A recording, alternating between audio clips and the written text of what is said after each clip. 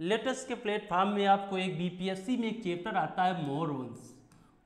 मौर्य वंश के विषय में बात करते हैं। जो मौर्य वंश था इसका कह दिया जाए संस्थापक यानी फाउंडर की बात करें तो फाउंडर था, इसका नाम था चंद्रगुप्त मौर्य। चंद्रगुप्त मौर्य इसका फाउंडर था। अच्छा, चंद्रगुप्त मौर्य था, चंद्रगुप्त मौर्य को लाने वाला कोई होगा तो इसका गुरु का जो नाम था, इसके गुरु का नाम आपने नाम सुना होगा, जिसने किताब लिखा है इस किताब का नाम आपने सुना होगा। इसके गुरु का नाम था, आपने चाणक्य का नाम सुना है क्या? चाणक्य, इसके गुरु का नाम था चाणक्य। अब कह दिया जाए जो चाणक्य था, चाणक्य ये आपने एक नाम सुना होगा घनानंद। घनानंद के दरबार से संबंधित था, घनानंद के दरबार में था।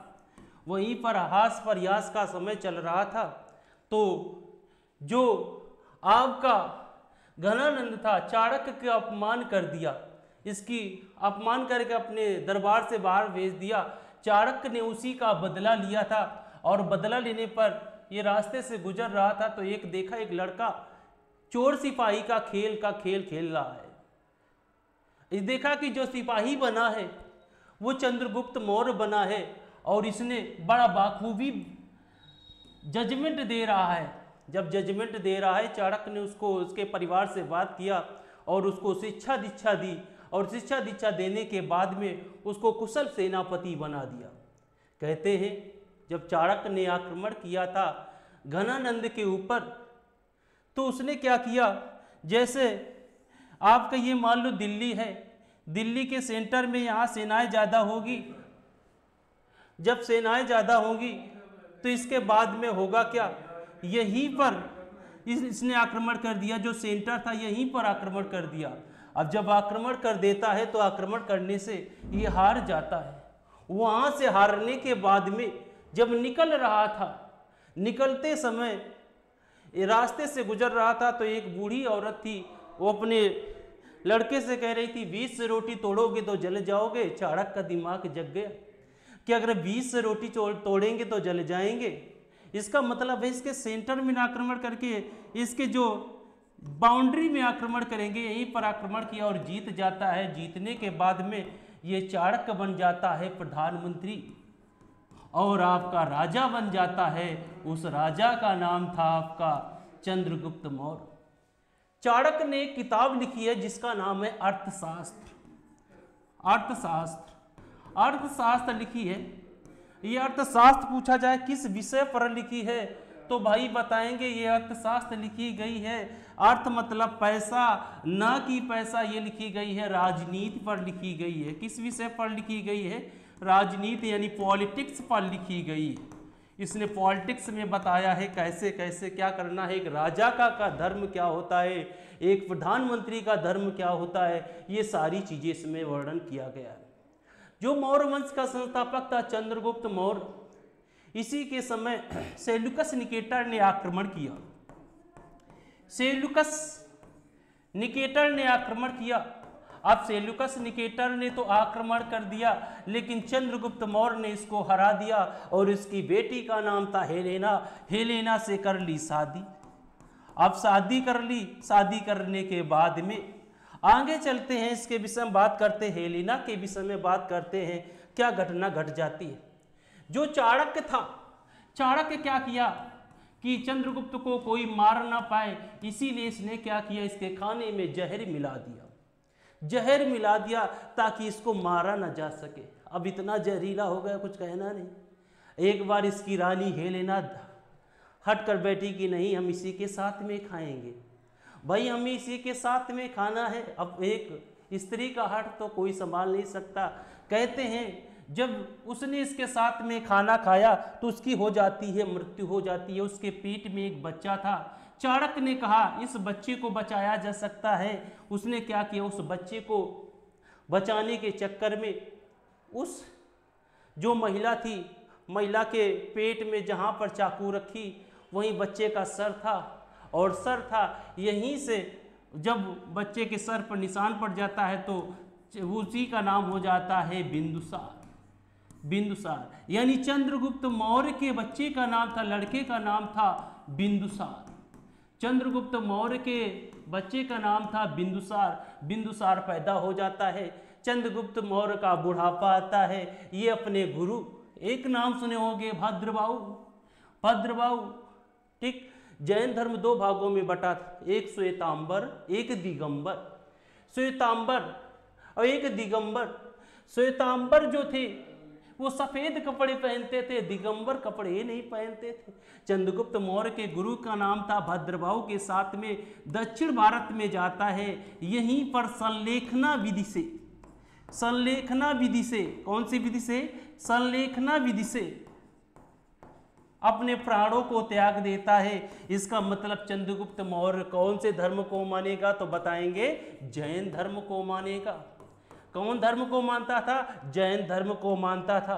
अब अगला बात बताते हैं आपको, जब जैन धर्म को मानता था तो इसका मतलब है जैन धर्म को तो मानता था। संलेखना विधि होता क्या है इसके विषय में पूछा जाए तो संलेखना विधि होता है जैन धर्म में कि भूखे प्यासे रहकर स्वयं को तड़पा तड़पा कर मरना ही यही कहलाता है।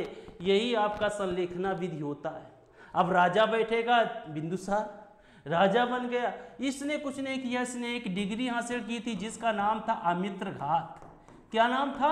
अमित्रघात। इसकी डिग्री का नाम था, इसका डिग्री कह दी, उपाधि का नाम था अमित्रघात। उपाधि इसने कुछ नहीं की, जितना था उतने शासन किया। इसके बाद बिंदुसार के भाई 101 लड़के थे। कितने लड़के थे? 101 लड़के थे। उन लड़कों में इसे में बात करते हैं, 101 लड़कों में जो महानतम था उसका नाम था अशोक। अशोक जिसे कहते हैं अशोकमान। भारत में कह दिया जाए दो महान शासक हुए हैं। एक शासक हुआ है आपका अकबर महान और एक हुआ है अशोक महान। जो अशोक महान हुआ है ये, इसके 101 भाई थे। इसने कहा 101 में 99 भाइयों को मार करके राजगद्दी पे बैठा था। 99 भाइयों को मार दिया और एक सगे भाई को छोड़ दिया, राजगद्दी पे बैठा था।